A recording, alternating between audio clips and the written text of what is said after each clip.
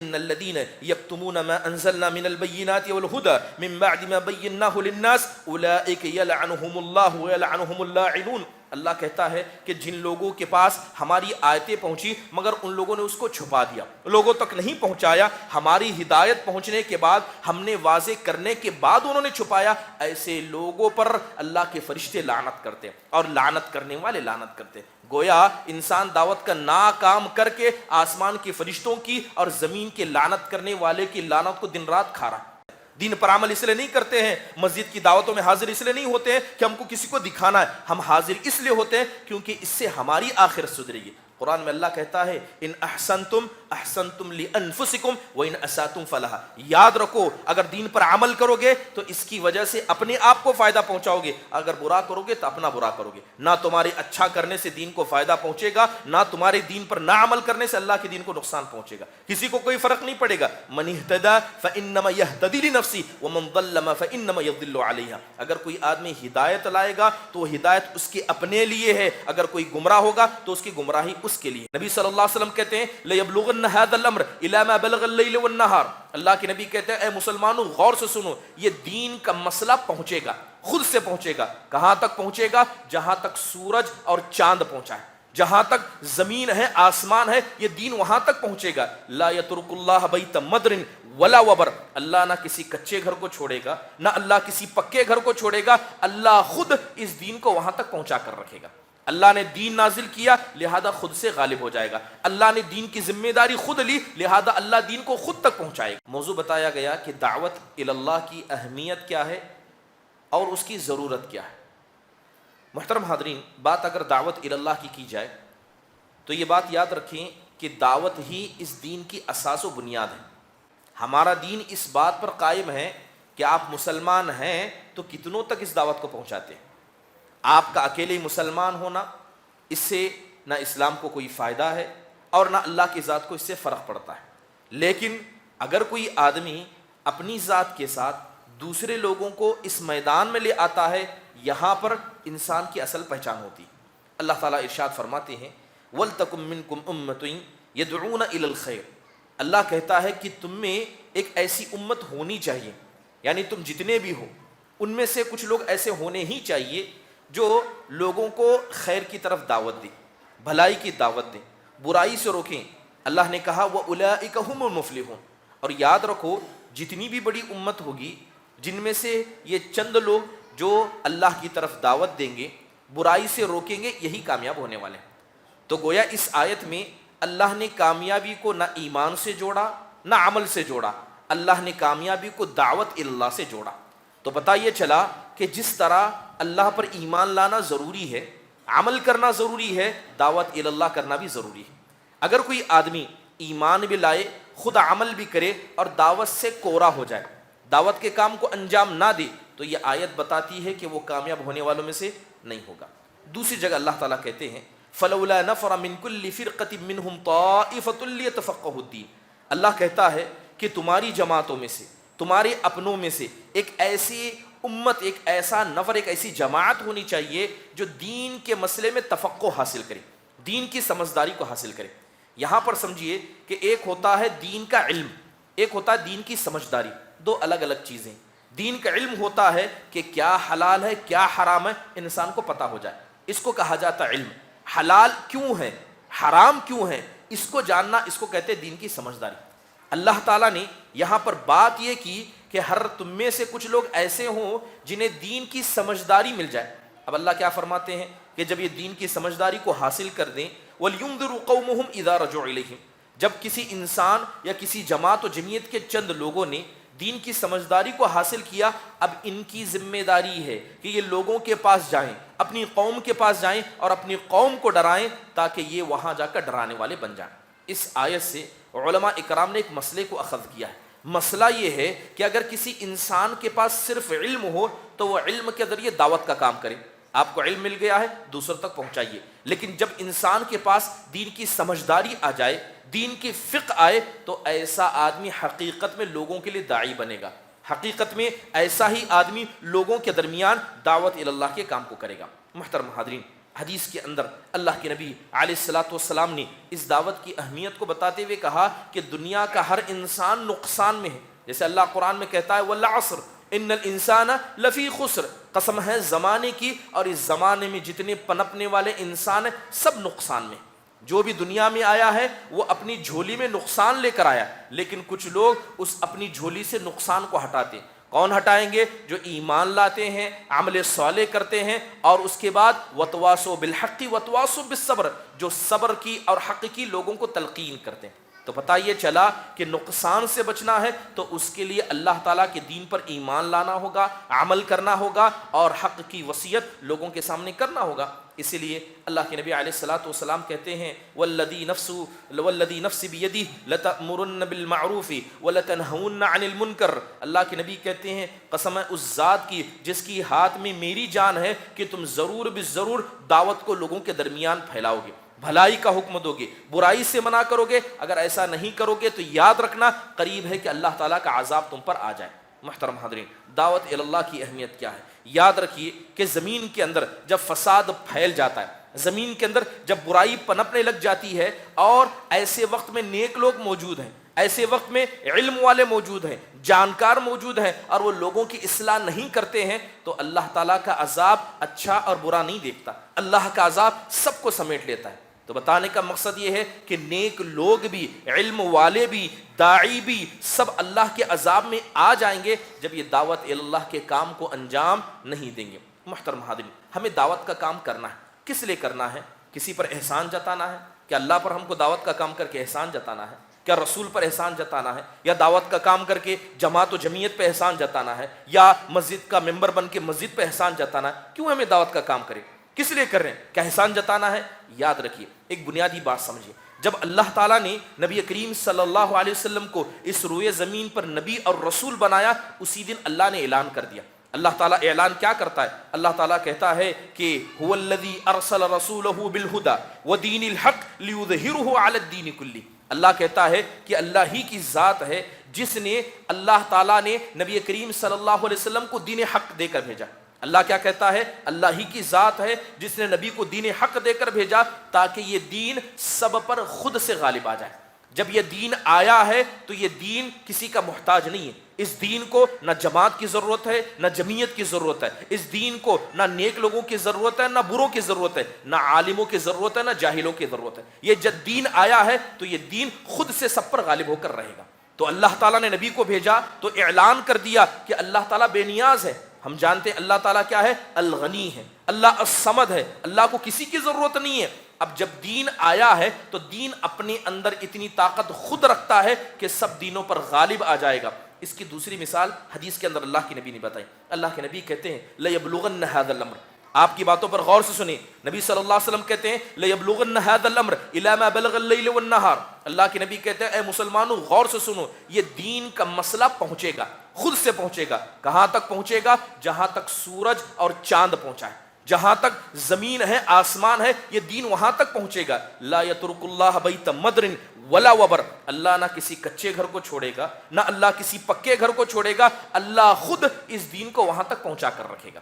اللہ نے دین نازل کیا لہذا خود سے غالب ہو جائے گا. اللہ نے دین کی ذمہ داری خود لی لہذا اللہ دین کو خود تک پہنچائے گا.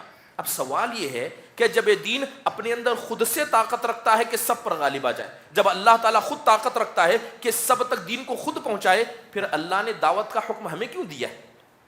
دعوت کا حکم ہمیں کیوں دیا گیا؟ یہ دعوت کا حکم اس لیے نہیں دیا گیا کہ اللہ کو ہماری ضرورت ہے، اس لیے دیا گیا ہے تاکہ اس دین کا کام کر کے ہم اپنے آپ کو جہنم کی آگ سے بچا سکیں. دین پر عمل کیوں کرتے ہیں؟ کسی پر احسان جتانے کے لیے نہیں کرتے ہیں. دین پر عمل اس لیے نہیں کرتے ہیں، مسجد کی دعوتوں میں حاضر اس لیے نہیں ہوتے ہیں کہ ہم کو کسی کو دکھانا ہے. ہم حاضر اس لیے ہوتے ہیں کیونکہ اس سے ہماری آخرت سدھرے گی. قرآن میں اللہ کہتا ہے ان احسنتم احسنتم لانفسکم وان اساتم فلہا. یاد رکھو اگر دین پر عمل کرو گے تو اس کی وجہ سے اپنے آپ کو فائدہ پہنچاؤ گے، اگر برا کرو گے تو اپنا برا کرو گے. نہ تمہارے اچھا کرنے سے دین کو فائدہ پہنچے گا، نہ تمہارے دین پر نہ عمل کرنے سے اللہ کے دین کو نقصان پہنچے گا. کسی کو کوئی فرق نہیں پڑے گا. من اہتدی فانما یہتدی لنفسہ ومن ضل فانما یضل علیہا. اگر کوئی آدمی ہدایت لائے گا تو وہ ہدایت اس کے اپنے لیے ہے، اگر کوئی گمراہ ہوگا تو اس کی گمراہی اس کے لیے۔ ایک حدیث میں اللہ کے نبی نے پیارے الفاظ سے کہا کہ اگر مان لو لو ان اولکم وآخرکم وانسکم وجنکم،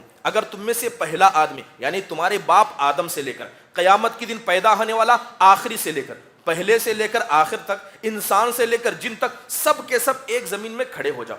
اللہ کے نبی کی بات غور سے سنیے، کہتے ہیں کہ پہلے انسان سے لے کر آخر تک، انسان سے لے کر جن تک، سب ایک زمین میں کھڑے ہو جاؤ اور جتنا مانگ سکتے ہو سب اللہ سے مانگ لو، اور اللہ سب کی مرادوں کو پورا کر کے دے بھی دے۔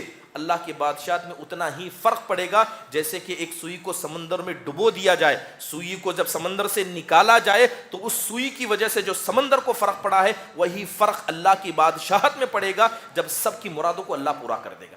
دوسری مثال بیان کی گئی، اگر تم میں کا پہلا اور آخری، انسان اور جن، سب ایک زمین میں کھڑے ہو جائیں، سب اللہ کے نافرمان بن جائیں، کھل کر اللہ کی نافرمانی کریں، تب اللہ کی بادشاہت میں اتنا ہی فرق پڑے گا جتنا سمندر کو اس سوئی کے پانی سے فرق پڑتا ہے۔ تو پتہ یہ چلا کہ اس دین کو ہماری ضرورت نہیں ہے، نہ اس اجتماعات کی ضرورت ہے، نہ اس طرح کی مجالس کی ضرورت ہے، اس طرح کی مجالس کی ضرورت ہم میں سے ہر انسان کو ہے۔ جو انسان اس بات کو سمجھ گیا وہ علم کی اہمیت کو سمجھے گا، وہ دعوت اللہ کی اہمیت کو سمجھے گا، کسی پر احسان جتانے کے لیے کوئی کام نہیں کرے گا، کرے گا تو اپنے لیے کرے گا، بھرے گا تو اپنے لیے بھرے گا۔ محترم حاضرین، جب اتنی بات سمجھ میں آ گئی ہے کہ دعوت کا کام کرنا ہے ہمارے اپنے لیے تاکہ اس کے ذریعے ہم نجات پا سکیں، ورنہ اللہ تعالیٰ کو، اس دین کو اور اسی طرح اس دین کے معاملات کو کسی کی ضرورت نہیں ہے۔ تو اس سے پتہ چلا کہ یہ دین بے نیاز ہے۔ اس کی مثال بعض علماء بیان کرتے ہیں، جیسے مان لو ایک سمندر بہہ رہا ہے، ایک دریا بہہ رہا ہے، اگر کوئی آدمی جائے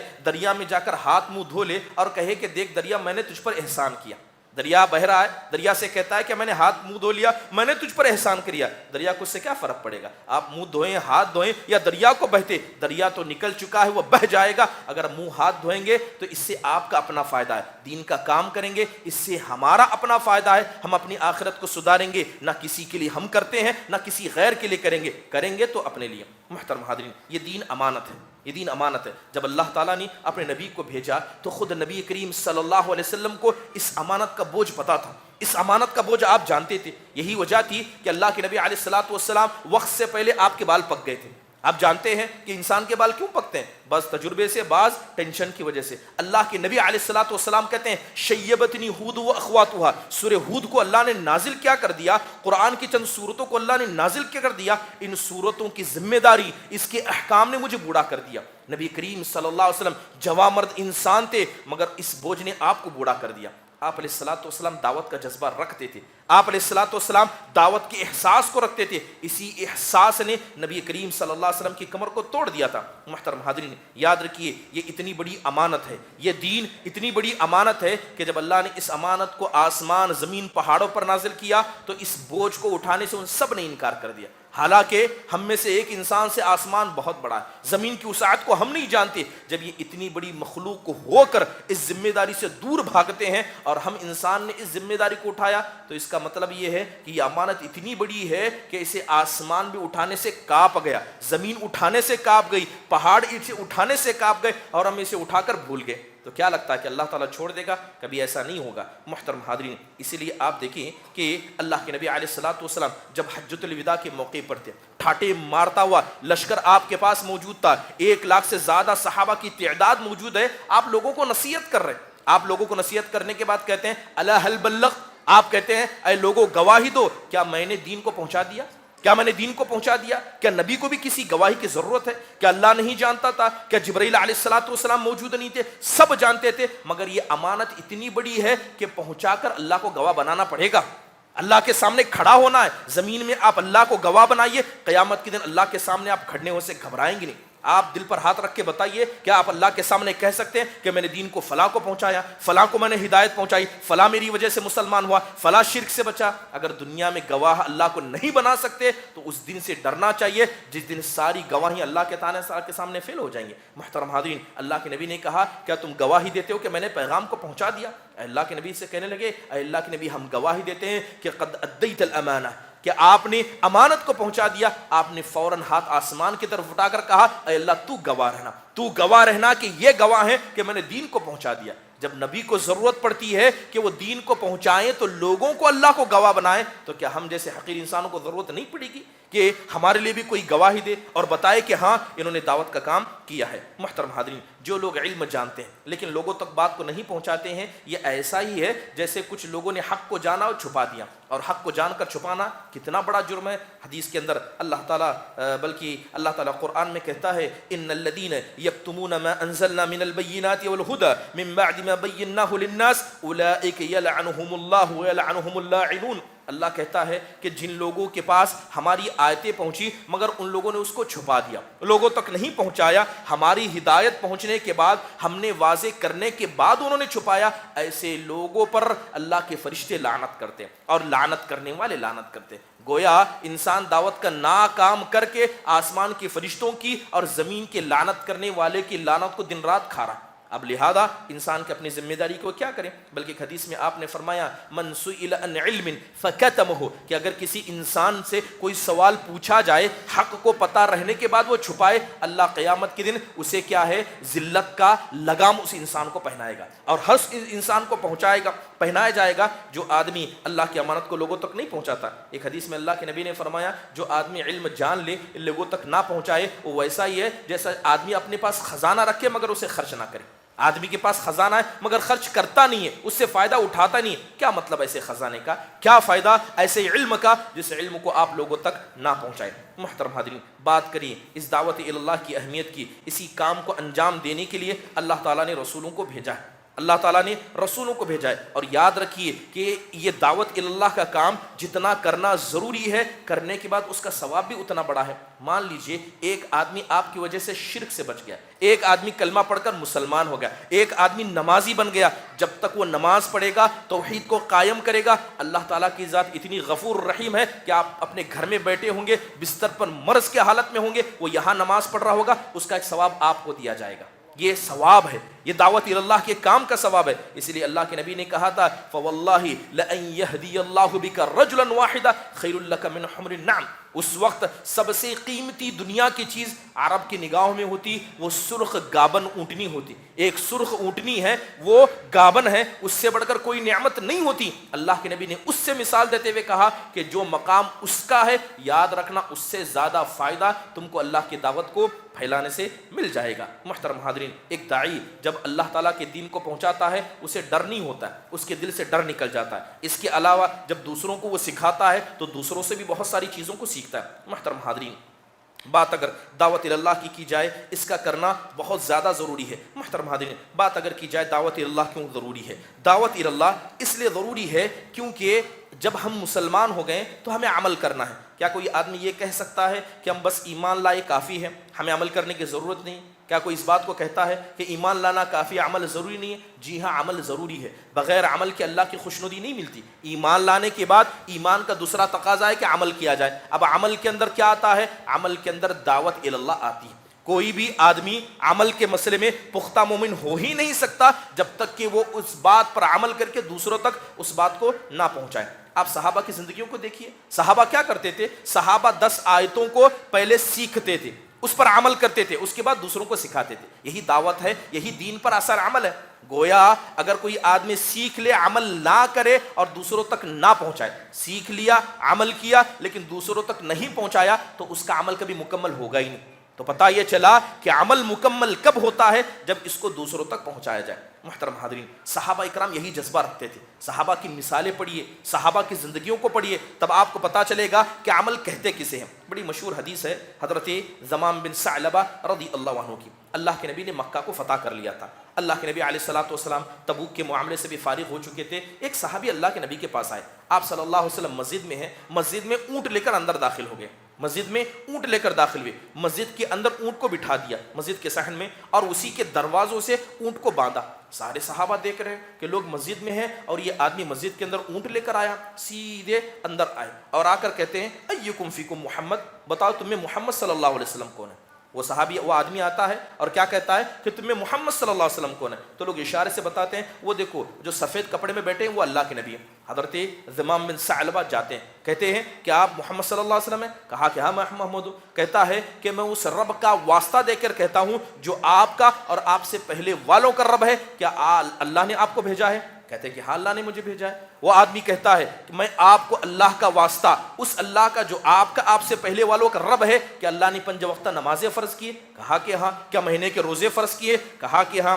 یہ باتیں اس صحابی نے کہی۔ اس کے بعد کہنے لگا چلیے جب یہ بات حق ہے تو میں کہتا ہوں لا الہ الا اللہ محمد رسول اللہ۔ کیا کہنے لگے کہ یہ باتیں اگر سچ ہیں کہ سچ میں اللہ نے آپ کو بھیجا ہے، 5 وقتہ نمازیں پڑھنا ہے، مہینے کے روزے رکھنا ہے، میں آپ پر ایمان لاتا ہوں اور آپ کو بتاتا ہوں کہ ابھی اس کے بعد فوراً میں اپنی قوم کے پاس اسی بات کی دعوت لے کر جا رہا ہوں۔ اللہ کے نبی نے کہا دعوت دینے کے لیے نہیں، لیکن انہیں پتا تھا، وہ اسلام لانے سے پہلے جانتے تھے کہ اس عمل کا تقاضا ہے کہ دعوت دی جائے۔ کیا کہا خود سے کہ میں آپ پر ابھی ایمان لاتا ہوں اور آپ کو بتاتا ہوں کہ میں اپنی قوم کو بھی اسی بات کی دعوت دینے جا رہا ہوں، اور میرا نام زمام بن ثعلبہ رضی اللہ عنہ ہے۔ صحابی کو نہیں پتا تھا، اللہ کے نبی نے دعوت کا حکم نہیں دیا، صحابہ نے نہیں بتایا کہ عمل کرنا تو جا دعوت دو، لیکن اسلام لانے سے پہلے صحابہ کو پتا تھا کہ خود عمل کرنا کافی نہیں ہے جب تک کہ دوسرے لوگوں کو انسان اس عمل کے لیے نہ ابھارے۔ یہی وجہ ہے کہ آپ دیکھیے کہ جو صحابہ اکرام صحابہ کے نزدیک سب سے مقدس سمجھ جاتے تھے، صحابہ میں بھی خود صحابہ جنہیں اپنے سے افضل سمجھتے تھے، یہ ان صحابہ کو سمجھتے تھے جو داعی تھے۔ اگر میں آپ سے پوچھوں کہ 10 مبشرہ کتنے صحابہ ہیں تو بتائیں گے کہ 10 صحابہ ہیں۔ یہ 10 صحابہ کون ہیں؟ جن کو اللہ کے نبی نے دنیا میں جنت کی بشارت دی۔ اگر آپ سے پوچھا جائے کہ ان سے کوئی بہتر صحابی ہے، کہا کہ ان سے بہتر نہیں ہو سکتا، لیکن یہ صحابہ خود اپنے سے بہتر ایسے صحابہ کو سمجھتے تھے جو 10 مبشرہ میں سے نہیں ہے مگر داعی ہیں، جو لوگوں کو دعوت دیا کرتے تھے۔ آپ نے حضرت مصعب بن عمیر کا نام سنا ہے۔ حضرت مصعب بن عمیر یہ 10 مبشرہ میں سے نہیں ہے۔ دوسرے صحابی حضرت عبد الرحمن بن 10 مبشرہ میں سے۔ ایک وقت کا واقعہ بیان کیا جاتا ہے کہ حضرت عبد الرحمن بن عوف گھر سے نکلے مسجد سے نکلے تو چند نوجوانوں کو دیکھا جو ایک بکری کی ران بھون رہے تھے، تو لہذا صحابی کو دیکھ کر ان تابعیوں نے دعوت دی، کہا کہ آئیے ہمارے ساتھ کھانے میں شریک ہو جائیے۔ حضرت عبد الرحمن بن عوف گئے اور جا کر بیٹھ گئے۔ جیسے ہی بیٹھے ان کے سامنے بھنی ہوئی بکری کی ران رکھی گئی۔ حضرت عبد الرحمن بن عوف رضی اللہ عنہ نے جیسے ہی اس کو دیکھا رونے لگے، کہنے لگے خدا کی قسم جو کھانا تم نے میرے سامنے رکھا ہے اللہ کے نبی نے کبھی اس کھانے کو دیکھا تک نہیں۔ کیا کہنے لگے کہ جس کھانے کو تم نے میرے سامنے رکھا ہے خدا کی قسم اللہ کے نبی نے اس کھانے کو دیکھا بھی نہیں ہے۔ پھر اپنے ہاتھ اٹھا کر کہتے ہیں مجھے تو ڈر لگتا ہے کہ جو نیکیاں میں نے کی ہیں کہیں اللہ نے اس نعمتوں کے ذریعے سب کا بدلہ مجھے دنیا میں تو نہیں دے دیا، کہیں اللہ یہ نہ کہے کہ دنیا میں جو کمایا مل گیا اب آخرت میں کچھ نہیں ہے۔ اس کے بعد کہتے ہیں خدا کی قسم مجھ سے بہتر حضرت مصعب بن عمیر تھے۔ کیا کہتے ہیں کہ مجھ سے بہتر حضرت مصعب بن عمیر تھے، انہوں نے اس کھانے کو دیکھا تک نہیں۔ جب ان کا انتقال ہوا اس حال میں ہوا کہ جب ان کو دفنانے کی باری آئی تو سر پر کفن ڈالا جاتا، پیر کھل جاتے، پیر پر کفن ڈالا، سر کھل جاتے۔ یہ مجھ سے بہتر تھے اور ایسی حالت میں انتقال کر گئے، جبکہ حضرت مصعب بن عمیر 10 مبشرہ میں سے تھے بھی نہیں۔ تو صحابہ کے نزدیک مقدس وہ تھا جو داعی تھا۔ تو آپ اس سے سمجھ لیں کہ دعوت اللہ کا کام یہ انسان کے لیے عمل کا حصہ ہے، اس کے بغیر کوئی آدمی آگے نہیں بڑھ سکتا۔ حضرت مصعب بن عمیر نے کارنامہ کیا انجام دیا تھا؟ آپ کو پتا ہونا چاہیے کہ حضرت مصعب بن عمیر اس امت کے سب سے پہلے داعی تھے۔ اللہ کے نبی نے اگر کسی صحابی کو سب سے پہلے داعی بنا کر بھیجا تھا وہ حضرت مصعب بن عمیر تھے۔ اللہ کے نبی نے ان کو مدینہ بھیجا، بیعت عقبہ اولیٰ جب ہوئی اللہ کے نبی نے مدینہ بھیجا، کہا کہ جاؤ وہاں لوگوں کو دعوت و تبلیغ کا کام کرو۔ ادھر حضرت مصعب بن عمیر چلے گئے۔ اب کچھ لوگ ان پر ایمان لائے، یعنی کچھ انصاری صحابہ مسلمان ہو گئے۔ اب وہاں قوم کے 2 بڑے سردار تھے، ایک حضرت اسعد بن زرارہ رضی اللہ عنہ اور دوسرے حضرت سعد بن معاذ۔ یہ دونوں بھی مسلمان نہیں ہوئے تھے۔ اسعد بن زرارہ رضی اللہ عنہ کو پتہ چلتا ہے کہ ایک بھگوڑا، یعنی حضرت مصعب بن ایک بھگوڑا مکہ سے بھاگ کر آیا ہے اور ہمارے انصار کو بے دین کر رہا ہے، تو لہذا بہت غصہ آیا اور اس باغ میں پہنچے جہاں حضرت مصعب بن عمیر بیٹھے ہوئے تھے۔ جیسے ہی باغ میں داخل ہوئے گالیاں دینا شروع کر دیا، تلوار کھینچ لی اور کہنے لگے کہ تم وہاں سے یہاں آئے ہو اور کر ہمارے لوگوں کو بے دین بنا رہے ہو۔ قریب تھا کہ حضرت اسد بن زرارہ حضرت مصعب بن عمیر پر حملہ کر دے، اور حضرت مصعب بن عمیر بڑے اطمینان سے بیٹھے، کہنے لگے کہ ایک مرتبہ میری بات سن لیجئے، اگر صحیح لگے تو مان لیجئے ورنہ آپ جو چاہیں کر لیجئے۔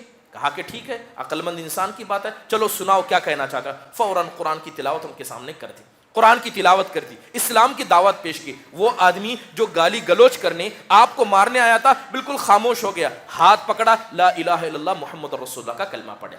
اب معاملہ یہ تھا کہ انہیں بھیجا کس نے تھا؟ انہیں بھیجا تھا حضرت سعد بن معاذ نے، جو بنی اشہل کے سردار تھے، خزرج کے سردار تھے، لہذا انہوں نے مارنے بھیجا تھا۔ اب یہ خود مسلمان ہو گئے، اب پھنس گئے۔ اب کرنا کیا ہے؟ بچنے کا طریقہ یہ ہے کہ حضرت سعد بن معاذ کو بھی یہاں بلایا جائے اور اس انسان کی بات سنایا جائے۔ اسی اعتبار سے میں اپنے گردن کو بچانا چاہتا ہوں، لہذا چند لوگوں کو کہلوا کر بھیجا کہ جس اسعد بن زرارہ کو آپ نے مارنے بھیجا تھا، کچھ لوگ ان کو مار رہے ہیں۔ حضرت سعد بن معاذ کو پتا چلا، تلوار کھینچ لی، کہا کہ میرے رسول کو مارا جا رہا ہے، میں نے جس کو بھیجا اسے مارا جا رہا ہے۔ چند لوگوں کو لے کر فوراً باغ میں پہنچے۔ باغ میں پہنچتے ہوئے کیا دیکھتے ہیں؟ بالکل اطمینان بخش ماحول ہے، سب سکون سے بیٹھے ہیں، ایک آدمی اوپر بیٹھا ہے، لوگوں کو نصیحت کر رہا ہے۔ تو حضرت سعد بن معاذ سمجھ گئے کہ یہ سب بلانے کا طریقہ تھا۔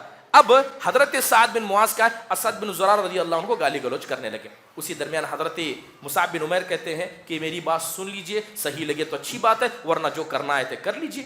تو حضرت سعد بن معاذ بھی سمجھدار انسان تھے، بات مان لی، بیٹھنے لگے، ان کے سامنے قرآن کی تلاوت کی۔ قرآن کی تلاوت کرنے کے بعد ان کو بھی اسلام کی دعوت دی۔ حضرت سعد بن معاذ رضی اللہ عنہ بھی مسلمان ہو گئے۔ اب دیکھیے اس کے بعد ہوتا ہے کیا۔ حضرت سعد بن معاذ یہ کوئی معمولی انسان نہیں تھے، قوم کے سردار تھے، اور قوم میں ان کا اتنا رتبہ دبدبہ تھا کہ کہا کہ مجھے کرنا کیا ہے؟ کہنا آپ مسلمان ہو چکے ہیں، آپ جانتے ہیں کہ آپ کو کرنا کیا۔ کہا اٹھے، حضرت سعد بن وہاں سے اٹھے اور سیدھے اپنے قبیلے کے لوگوں کے پاس گئے، سارے بنی اشہل کو جمع کیا۔ ان کی تعداد بڑی بتائی جاتی ہے، بڑی تعداد، کئی ہزاروں میں تھے، سب کو جمع کیا۔ کس نے؟ حضرت سعد بن معاذ رضی اللہ عنہ نے کہا کہ بتاؤ میرا مقام مرتبہ تمہارے نزدیک کیا ہے؟ سارے مرد و خواتین کہنے لگے آپ ہمارے سردار ہیں، آپ کی بات ہم میں چلتی ہے۔ تو حضرت سعد بن معاذ کہتے ہیں خدا کی قسم تم میں سے ہر مرد، تم میں سے ہر عورت کا چہرہ مجھ پہ حرام ہے اگر تم نبی صلی اللہ علیہ وسلم پر ایمان نہ لاؤ۔ دعوت تبلیغ کچھ نہیں، سیدھے آرڈر دیا، کہا کہ میں تم میں سے کسی نہ مرد سے بات کروں گا نہ کسی خاتون سے بات کروں گا اگر تم نبی پر ایمان نہ لاؤ۔ شام ہوتے ہوتے پورا بنی اشہل مسلمان ہو گیا، اور اس کے اندر ہزاروں لوگ تھے۔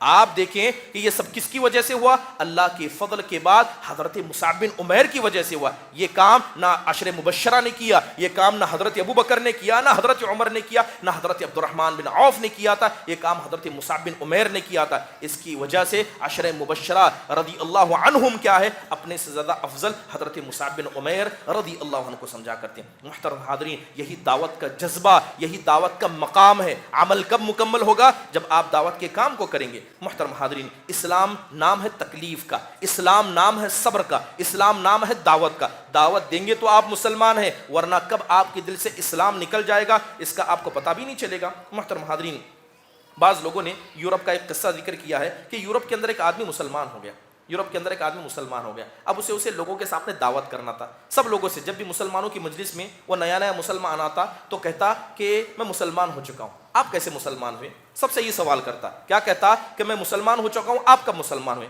لوگوں کو بڑا تعجب ہوتا، تو لوگوں نے اس سے پوچھ لیا کہ تم کب مسلمان ہوئے؟ تو اب وہ آدمی خاموش رہا، کہنے لگا کیا میں ایک قصہ بیان کر سکتا ہوں؟ چند مسلمانوں کی مجلس وہاں اکٹھا ہو گئی، کیا میں قصہ بیان کر سکتا ہوں؟ کہا کہ قصہ بیان کیجئے۔ کہنے لگے کہ ایک گاؤں میں آگ لگ گئی۔ اب وہ نیا مسلمان قصہ بیان کر رہا ہے، کہتا ہے کہ ایک گاؤں میں آگ لگ گئی، گاؤں کی آگ نے سب کو لپیٹ میں لے لیا، گھر آ گئے، پیڑ پودے، باغیچے سب آ گئے۔ اب اچانک اس وقت آگ بجھانے والی کمپنی کو دعوت دیا گیا، وہ سب اس گاؤں میں داخل ہو رہے ہیں، اس گاؤں میں داخل ہو رہے ہیں تاکہ آگ کو بجھائیں۔ لیکن گاؤں میں داخل ہونے سے پہلے انہیں ایک باغیچہ مل گیا، لہذا باغیچے میں چلے گئے، کہا چلو باغیچے سے کچھ فائدہ اٹھاتے، گئے پھول توڑنے لگے، پھل کھانے لگے، اسی میں مشغول ہو گئے۔ اب آگ بجھانے آئے تھے لیکن یہ کھانے پینے میں لگ گئے۔ اسی درمیان ایک آدمی دوڑتا ہوا اس باغیچے کے پاس سے گزرا جو آگ سے بچا تھا، جس کا چہرہ جل گیا تھا، جس کا چہرہ جل گیا تھا اور اس کی آگ جسم پر گر رہی تھی۔ اب جیسے ہی ان آگ بجھانے والوں نے اس آدمی کو دیکھا، کہا کہ تم بچ گئے، کہا کہ تم بچ گئے، ہم نے تو سنا تھا کہ گاؤں میں آگ لگی، تم بچ گئے۔ تو وہ آدمی کہتا ہے سوال ہی نہیں کہ میں بچ گیا، سوال یہ ہے کہ اور کتنے جل رہے ہیں۔ کیا کہتا ہے؟ سوال ہی نہیں کہ میں بچ گیا، سوال یہ ہے کہ کتنے اور جل رہے ہیں۔ یہی مقصد تمہارا ہونا چاہیے، یہ مت کہو کہ میں مسلمان ہو گیا، بلکہ یہ سوال پوچھو کہ اور کتنے ہیں جو جہنم میں جانے کے لیے تیار ہیں، اور کتنے ہیں جو غیر مسلم ہیں۔ یقین جانیے، جب انسان کو اس بات کا احساس ہو جائے کہ میرا اکیلا مسلمان ہونا کافی نہیں ہے، بلکہ ان لوگوں کے بارے میں ہمیں سوچنا چاہیے جو جہنم کے ایندھن بننے والے، ان مسلمانوں کے بارے میں سوچنا چاہیے جو بدعتی ہیں، مشرک ہیں، اور جنہوں نے دنیا نہیں بلکہ آخرت کی قبریں اپنے لیے کھود لی ہیں۔ دنیا میں مر جائیں گے، ہڈیاں انسان کی سڑ گل جائیں گی، مگر اللہ تعالیٰ دوبارہ زندہ کرے گا۔ مگر جو آدمی آخرت میں جہنم میں جا کر اپنے آپ کو سڑا گلا دے گا، اس کا کوئی دوسرا نہیں ہو سکتا۔ محترم حاضرین، حضرت مصعب بن عمیر کی وجہ سے اہل مدینہ مسلمان ہوئے۔ حضرت طفیل بن عمرو بن دوسی رضی اللہ عنہ اپنے قبیلے کو گئے، سارے قبیلے کو مسلمان بنا کر لے آئے۔ حضرت جعفر بن ابی طالب کہاں گئے تھے؟ حبشہ گئے تھے، کس لیے؟ اپنی جان کو بچانے گئے تھے۔ لیکن مسلمان وہ ہوتا ہے جو جہاں جائے دعوت کا کام کرے، جہاں جائے دعوت کا کام کرے۔ گئے تھے سر چھپانے کے لیے، سیدھے نجاشی بادشاہ کو اسلام کی دعوت دے دی، نجاشی مسلمان ہو گیا حضرت جعفر کی وجہ سے۔ حضرت ابو ذر غفاری رضی اللہ عنہ، سبحان اللہ، یہ صحابہ کے کردار کچھ ایسے گزرے ہیں جنہیں دیکھ کر انسان حقیقت میں دعوت کی اہمیت کو سمجھ سکتا ہے۔ آپ جانیے کہ حضرت ابو ذر غفاری یہ چوتھے یا پانچویں مسلمان ہیں۔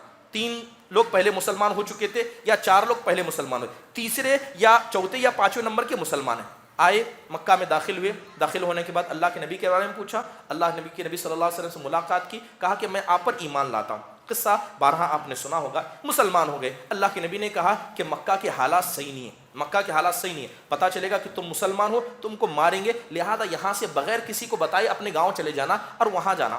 تب وہ حضرت ابو ذر کہتے ہیں، اے اللہ کے نبی میں تو ایسا نہیں کرنے والا، میں جب مسلمان ہوا ہوں تو سارے مکہ والوں کو بتاؤں گا کہ میں مسلمان ہوں۔ اللہ کے نبی نے کہا مار پڑے گی، کہا کوئی بات نہیں۔ اب گئے، نکلے سیدھے کعبۃ اللہ میں گئے اور جا کر کہنے لگے، اے لوگوں غور سے سنو، اشہد ان لا الہ الا اللہ وان محمد الرسول اللہ۔ ہونا کیا تھا؟ ابو جہل تھا، بڑے بڑے کفار مکہ تھے، سب مل کر مارنے لگے، ایسی مارنے لگے قریب تھا کہ انہیں قتل کر دیا۔ حضرت عباس بن عبد المطلب نے دیکھا، کہا کہ کس آدمی کو مار رہے ہیں؟ مانتے ہو کس قبیلے کا ہے؟ یہ قبیلے غفار کا ہے، اور یہ وہ قبیلہ غفار جو ملک شام جاتے ہو تو انہی کے قبیلے کے پاس سے گزرتے ہو۔ قبیلے غفار یہ لٹیرا قبیلہ تھا، جس کے پیچھے پڑ جائے اس کی جسم کیا، اس کا روح بھی کھینچ لے، سب مال چوری کرنے والے، لوٹنے والے، ایسا قبیلہ تھا۔ کہا یہ قبیلے غفار کا ہے، سب نے ہاتھ روک لیا۔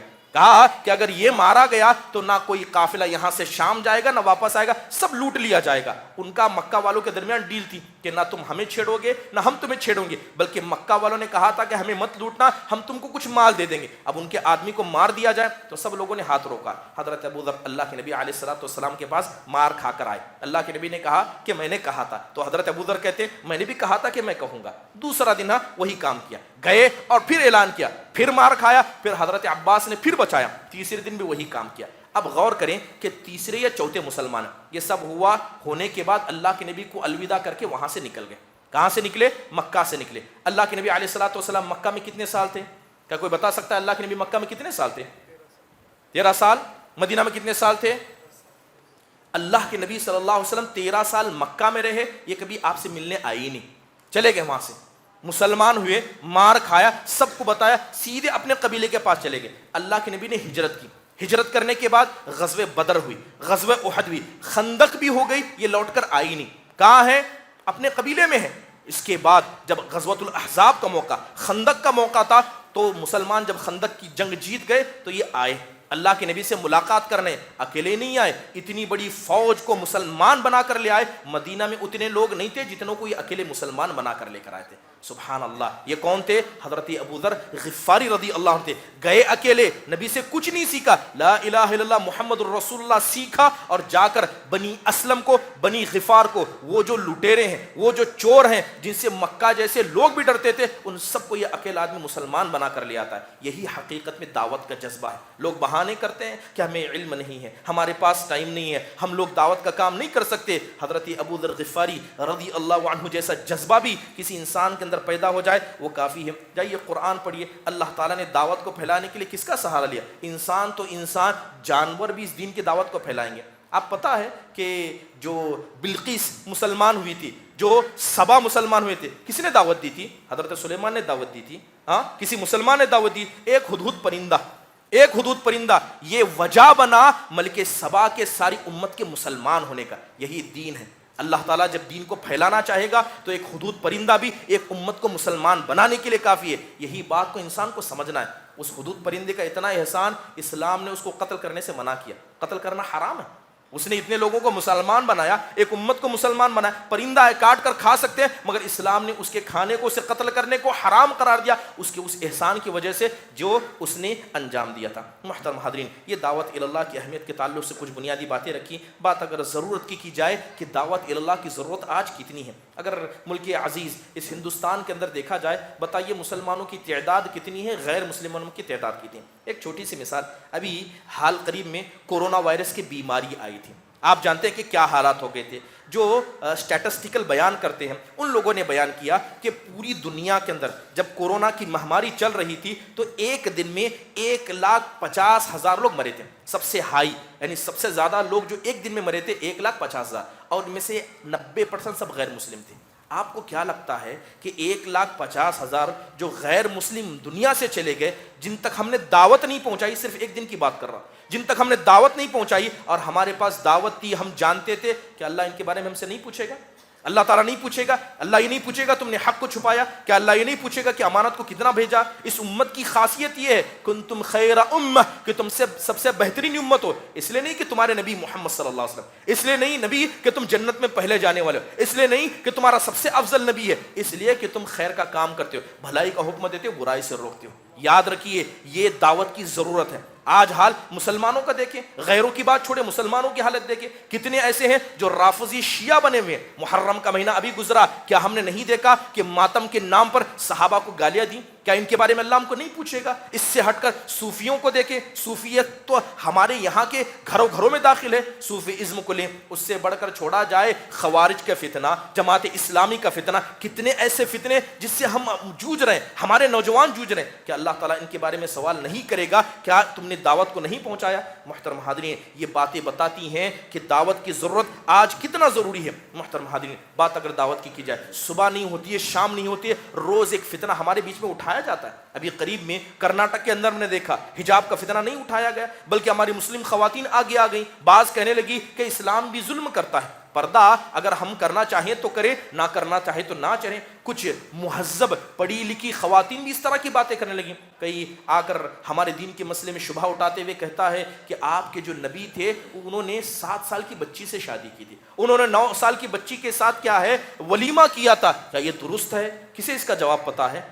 ہماری خواتین کے پاس جا کر لوگ کہتے ہیں کہ یہ جو میراث کا نظام ہے یہ ظلم کا نظام ہے، لہذا اسلام ظلم کرتا ہے، مرد کو ڈبل دے دیا، عورت کو سنگل دے دیا، یہ کیسا نظام ہے؟ ایک ہی ماں باپ کی اولاد ہے، کسی کو زیادہ کسی کو کم، کیا یہ ظلم نہیں ہے؟ یہ ہماری باتیں خواتین جانتی نہیں ہیں، اس طرح کے شبہات دن رات ہمارے گھروں میں پہنچائے جاتے ہیں۔ اب کیا دعوت کی ضرورت ہمیں محسوس نہیں ہوتی ہے؟ یقین جانیے دن چڑھتا ہے، شام ہوتی ہے، مگر اتنے ہی فتنے ہمارے گھروں کے اندر موجود ہیں۔ ان فتنوں کو کیسے روکیں گے؟ جب آپ خود علم حاصل کریں گے اور دعوت اللہ کا کام کریں گے۔ محترم حاضرین، اللہ کے نبی علیہ الصلوۃ والسلام نے، صحابہ اکرام نے کچھ کاموں کو ایسے انجام دیا، نہ وقت دیکھا نہ حالتیں دیکھی، جہاں موقع ملا وہاں دعوت کے کام کو پہنچا دیا۔ بڑی مشہور روایتیں ہیں، اللہ کے نبی علیہ الصلوۃ والسلام خچر پر، گھوڑے پر، گدھے پر بیٹھے ہوئے تھے، حضرت معاذ بن جبل تھے، ایک قوم کو دعوت دے کر آپ لوٹ رہے تھے، جیسے ہی مدینہ آپ داخل ہو رہے تھے تو آپ نے عبداللہ بن سبا کو دیکھا، عبداللہ بن سبا جو یہودیوں کا سردار تھا اسے دیکھا، جیسے ہی اللہ کے نبی گزرے تو آپ نے چاہا کہ اس کو بھی دعوت دیں، ظاہر میں مسلمان تھا لیکن منافقوں کا سردار تھا، آپ نے اسے دعوت دینا چاہا، جیسے ہی اللہ کے نبی گدھے لے کر اس کے قریب آئے اس نے اپنی ناک کو بند کر لیا، کہا الیک انی لقد آذانی نتن حماری، وہ کہتا ہے کہ آپ یہاں سے دور جائیے، آپ کے گدھے کی بدبو نے مجھے پریشان کر دیا۔ اب کوئی بہانہ کرے، اللہ کے نبی نے یہ کہا کہ اس نے مجھے منع کیا، آپ اترے، اس کو اسلام کی پھر بھی دعوت دی۔ آپ دیکھیں کہ دعوت کے مسئلے میں بہانے نہیں چلتے، اللہ کے نبی صلی اللہ علیہ وسلم نے دعوت دی۔ کیا آپ نے حضرت عمر بن خطاب کا قصہ نہیں سنا ہے؟ کس حالت میں ہے کہ پیٹ کو پھاڑ دیا گیا ہے، جو کھا رہے ہیں پیٹ سے سیدھے باہر نکل رہا ہے، سب کو یقین ہو گیا کہ جانے والے ہیں، ان کو بھی یقین تھا کہ میرا انتقال ہونے والا ہے، اسی لیے پیغام حضرت عائشہ کو بھیجا تھا، کہا تھا کہ میرے جو 2 ساتھی تھے جب تک زندہ تھا تو ساتھ تھا، میں چاہتا ہوں کہ دفن ہوں بھی تو ان کے ساتھ ہوں، خط بھیجا، جانتے تھے۔ اسی حالت میں ایک نوجوان آیا عیادت کرنے آیا، جیسی نوجوان کو دیکھا اپنی بیماری تکلیف یاد نہیں، اس نوجوان کو کہنے لگے اے اللہ کے بندے اپنی ازار کو اوپر کر لے، یہ تیرے لیے پاکی کا ذریعہ ہے اور یہ تیرے لیے کیا طہارت کا باعث ہے۔ خود موت کی حالت میں ہے، یقین ہو چکا ہے، لیکن دعوت کا کام اتنا ضروری ہے کہ آخری سانس مرنے سے پہلے بھی اگر دعوت کا کام کرنا پڑے تو ہمیں کرنا ہوگا۔ یہ صحابہ اکرام رضوان اللہ علیہ مجمعین نے ہمیں بتایا۔ ابھی سعد بن معاذ کا قصہ میں نے آپ کے سامنے سنایا، حضرت سعد بن معاذ ان کو یہاں تیر لگا تھا، زخمی ہو گئے تھے. اللہ کے نبی نے مسجد کے بازو میں ٹینٹ لگایا تھا. حضرت عائشہ کہتی ہیں میں 5 نمازوں میں سنتی تھی جب آپ نماز پڑھتے, آپ حضرت ابوبکر حضرت عمر نماز پڑھنے کے بعد اس خیمے میں جاتے اور جا کر زور زور سے روتے تھے. حضرت سعد بن معاذ رضی اللہ عنہ کی حالت کو دیکھ کر اب ہوا یہ کہ جیسے ہی مسلمانوں نے جنگ جیت لی, اللہ کے نبی گئے اور اپنے کوچ کو, اپنے درع کو اتارنا چاہا. جبریل علیہ السلام آتے ہیں اور کہتے ہیں کہ آپ نے لڑائی کا ہتھیار اتارنا چاہا, ہم نے تو ابھی ہتھیار نہیں اتارا, ابھی یہ لڑائی باقی ہے. تو اللہ کے نبی نے کہا کہ کیا باقی ہے؟ کہا کہ یہ یہود, یہ بنو نذیر کے لوگ جنہوں نے ہم مسلمانوں کے ساتھ غداری کی, ان کا فیصلہ کرنا باقی ہے. آپ نے ہتھیار کیسے اتارے؟ اللہ کے نبی نے دوبارہ پہنا اور باہر نکل گئے, سیدھے بنو نذیر کے قبیلے کے پاس پہنچے. آپ علیہ الصلوۃ والسلام نے کہا کہ اے بندر خنزیر کے بھائیوں نیچے اترو, اب تمہارا فیصلہ کرنا ہے. کیونکہ اللہ کے نبی نے ان سے اگریمنٹ کیا تھا. اگریمنٹ یہ تھا کہ مدینہ کے اندر رہتے ہوئے کوئی باہر سے حملہ کرے گا تو ہم مل کر لڑیں گے, لیکن جیسے ہی بڑی فوج آئی انہوں نے دھوکہ دیا, یہ دشمنوں کے ساتھ مل گئے. اب اللہ کے نبی نے ان سے لڑنا چاہا تو انہوں نے کہا کہ آپ کے فیصلے پر ہم راضی نہیں ہیں. کہا آپ سے ہمارا کوئی سروکار کوئی وابستہ نہیں ہے, اگر ہمارا کوئی فیصلہ کرے تو وہ سعد بن معاذ کریں گے. وہ سعد بن معاذ جو زخمی ہیں کیونکہ حضرت سعد بن معاذ ان کے زمانے جاہلیت کے تجارت کے پارٹنر تھے. تو انہوں نے کیا کہا کہ فیصلہ ان کا سنیں گے. اللہ کے نبی نے کہا کہ ٹھیک ہے, جس کا فیصلہ چاہتے ہو وہی فیصلہ کریں گے. سارے کے سارے نیچے اتر گئے, مرد بچے خواتین سب نیچے اتر گئے. حضرت معاذ بن جبل کو بلایا گیا, چل نہیں پا رہے تھے, خون زیادہ بہہ گیا تھا, چل نہیں پا رہے تھے. لوگ ان کو اٹھا کر لائے. جیسے ہی حضرت سعد بن معاذ کو لایا گیا, اللہ کے نبی نے کہا قوموا لسیدکم, یہ تمہارے سردار ہے, سب انصار کھڑے ہو جاؤ. سارے انصاری صحابہ کھڑے ہو گئے, لٹک رہے ہیں, کھڑے نہیں ہو پا رہے ہیں. اللہ کے نبی کہتے ہیں اے سعد بن معاذ, ان لوگوں نے اللہ اس کے رسول کو دھوکہ دیا ہے, یہ میرے نہیں تمہارے فیصلے پر راضی ہونا چاہتے, ان کا فیصلہ کرو. حالت ایسی کہ زندگی موت کے بیچ میں جھجک رہے ہیں, لیکن جیسے ہی اللہ کے نبی نے فیصلہ کہا, وہ 2 صحابہ جو ان کو اٹھائے ہوئے تھے ان کو ہٹا دیا, اپنے پیر پر کھڑے ہو گئے, اپنے پیر پر کھڑے ہو گئے. کہا کاش اسی فیصلے کے لیے شاید اللہ نے مجھے زندہ رکھا. کہا اللہ کے نبی یہ لوگ سوچتے ہوں گے کہ میں ان کے ساتھ رحم کا معاملہ کروں گا, خدا کی قسم آج ایسا فیصلہ کروں گا کہ کسی ملامت کرنے والے کی ملامت کو نہیں لڑوں گا. اے اللہ کے نبی جتنے لڑنے کے لائق ہے سب کو قتل کر دیجئے, ان کی عورتوں کو ان کے بچوں کو غلام بنا لیجئے, کیونکہ اللہ اس کے رسول کے دشمن ہے. جیسے یہ فیصلہ اللہ کے نبی نے سنا, آپ مسکرانے لگے اور کہنے لگے لقد حکمت فیہم بحکم اللہ فوق 7 سماوات. اے سعد خدا کی قسم تم نے ان کا وہی فیصلہ کیا جس فیصلے کو اللہ نے ان کے بارے میں 7 آسمان سے کیا تھا. یہ دعوت دین ہے, آخری سانس بھی ملے تو دعوت کا کام ضرور کیجیے. معذرت کے ساتھ باتیں بہت ساری ہیں, وقت زیادہ ہو چکا ہے. اللہ تعالیٰ سے دعا ہے کہ اللہ تبارک و تعالیٰ اس دعوت کی اہمیت کو, اس کی ضرورت کو سمجھ کر دعوت اللہ کے کام کو جس طرح ہو سکے انسان کو کرنے کی توفیق نصیب فرمائے. آمین. اقول قولی هذا واستغفر الله لي ولكم ولسائر المسلمين من كل ذنب فاستغفروا انه هو الغفور الرحيم.